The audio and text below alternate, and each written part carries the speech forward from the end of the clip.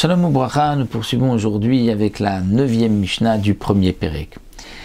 Comme nous l'avons vu dans la Mishnah précédente, une shayara, c'est-à-dire une caravane qui voyage dans le désert, qui s'est arrêtée dans une petite vallée et qui veut donc camper là-bas Shabbat et pouvoir porter plus que 4 amot, puisque si ce n'est pas fermé, on ne peut porter un objet que à moins de 4 amot. Comment faire pour pouvoir porter? Nous avons vu dans la Mishnah précédente, s'ils ont mis leur sel et les sacs tout autour et que c'est au moins 10 tfachim de haut, c'est considéré comme un petit muret, comme une mechitza, c'est fermé. Dans la Mishnah que nous allons voir maintenant, makifim shlosha chavalim, zelemala mize, zelemala mize. On peut faire aussi une mechitza, puisque la mechitza doit être toujours de 10 tfachim. Mais les 10 tfachim ne doivent pas être complètement fermés, parce qu'on a un principe de lavoud. C'est quoi lavoud? C'est que si j'ai même une corde, ou prenons une barre de fer, une petite poutre, et que j'en mets une autre à moins de 3 tfachim, le principe de lavoud dit que c'est comme si c'est fermé.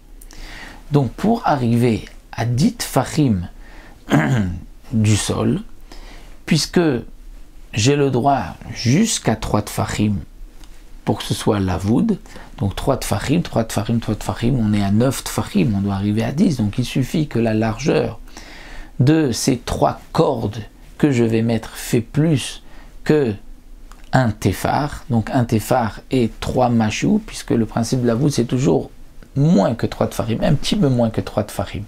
Donc ici, un petit peu moins que 3 tfachim du sol, je mets une corde, je calcule ensuite un peu moins que 3 tfachim, je mets une autre corde, un peu moins que 3 tfachim, je mets une autre corde.